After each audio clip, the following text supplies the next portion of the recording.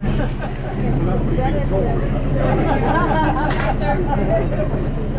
they must have did their check. All right. Dang it, forgot. All right, we're good to go. The adventure continues. Now, if you didn't have me on the way up, my name's Hog. But you can call me Dave or Bill or George or Bob or Fred or even Hey You work. So if you have any questions, don't be afraid to holler out. Now, on this portion of the road, this is actually a permitted road. Back when Steve first started getting these trams, or was thinking about getting these trams, he didn't have a way to go up and down the same trail like he was doing with the golf carts. And so he went to the Forest Service, made a deal with them to get this road put through. This road goes across the Tungus National Forest. Now the Tungus is actually our largest national forest, nearly 17 million acres. Yeah, it takes up all of southeast Alaska now. To put that in perspective, it's basically the same size as West Virginia, the state. So it is quite large. Now of that acreage, only about 60% has any vegetation on it at all. And only about half that vegetation is any timbered land like we're in right now. So it does kind of cut it down on what you consider forest, right? Now, you may have noticed that large white granite boulder back by the loading zone. Steve basically just stood that one up. Those are glacier erratics. He named that one the Point. So if you didn't get the point, that was it back there. Now, along with this one here on our left, these are called glacier erratics for a couple of reasons. Of course, they're all round and smooth, but they're really out of place because of the fact that white granite isn't found on this side of the mountain range. It actually comes from the intercoastal mountain range, and they can be carried up to 2,500 miles from their origin, so that's a long ways. And they are found clear out on the outer islands, so if you're from Canada, I found your rocks. Okay, we want them back. Yeah. Now, a little bit more about the skunk cabbage is those large waxy leaf plants.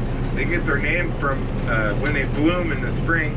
They got a bright yellow bloom and one petal on their flower, and they smell like a skunk. Yes, they're trying to mimic rotting meat. They're trying to attract flies and beetles. They actually will create their own heat when they're blooming, and they send their bloom up first. They can actually create their own heat so they can poke up through the late spring snows. That's how early they come up. They're one of the first things that come up. And that bright yellow bloom is the only thing that the deer will take a bite of that, and that's about it that eats it, except for the bears. Now bears are trying to go through all summer, trying to get fat for their big sleep, right? They got hibernation to go through. They can sleep up to 8 months.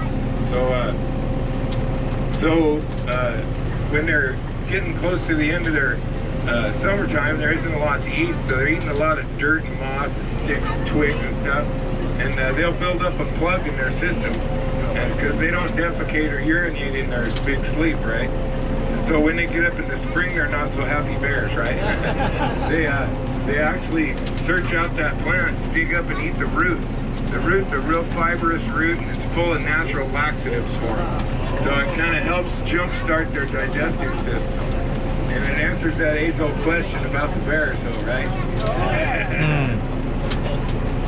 Now, we don't have many forest fires in the Tungus.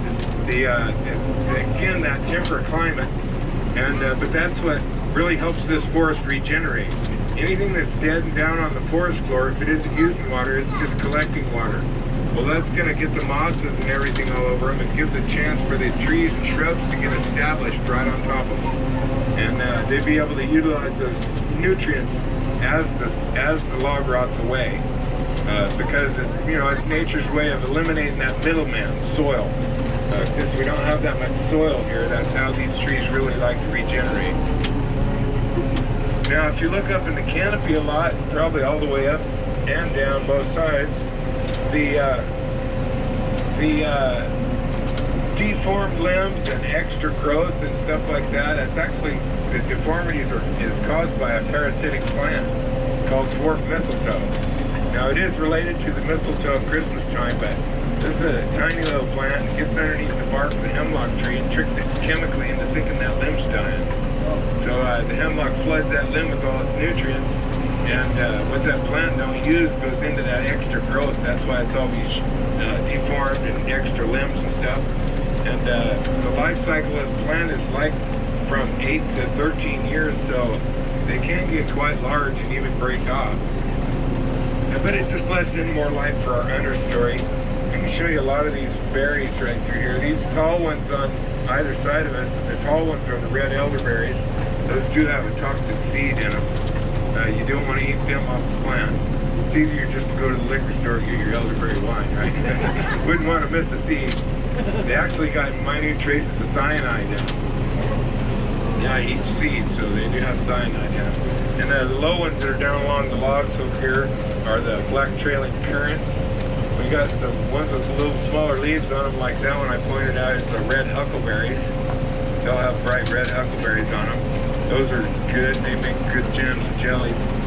And most of all the little 1-inch leaf ones are the early blueberries. And the Alaska blueberries are a little darker. And we also have these little teardrop shaped ones. Each one's growing a little berry on it. They get up to 20, 30 inches tall, but that's called the watermelon berries. They taste like watermelon. But you gotta get past their other name. Their other name is snotberries. So there's a texture to them too. So now all them little white ones that are just starting to wither up, those are little 4 inches that are called dwarf dogwood. And the dwarf dogwood gives us bunch berries. There'll be a bright red bunch of berries on top of those by the end of July. And those are a real bland, bitter berry, but they are edible, and berry pickers will actually throw them in their berry bucket to add volume without changing the flavor. Same as you do with the gray currants.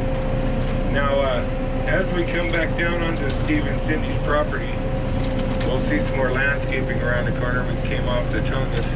Now, even the Devil's Club produces a berry, but it is mildly toxic. Nothing really eats it. The only thing I've ever seen eat the Devil's Club berries is the brown bears. And they're pretty rare over here on the mainland. They're not unheard of, but they are rare. Now, this is a medicinal plant. It is a member of the ginseng family. It's the only member that grows in Alaska. And the local natives do harvest this plant right down to the root during the spring and the fall. And they make healing salves and pain-relieving ointments out of it. And they even make tea out of it. Good for warding off colds and flus. It's full of antioxidants, a lot of immune boosters in it.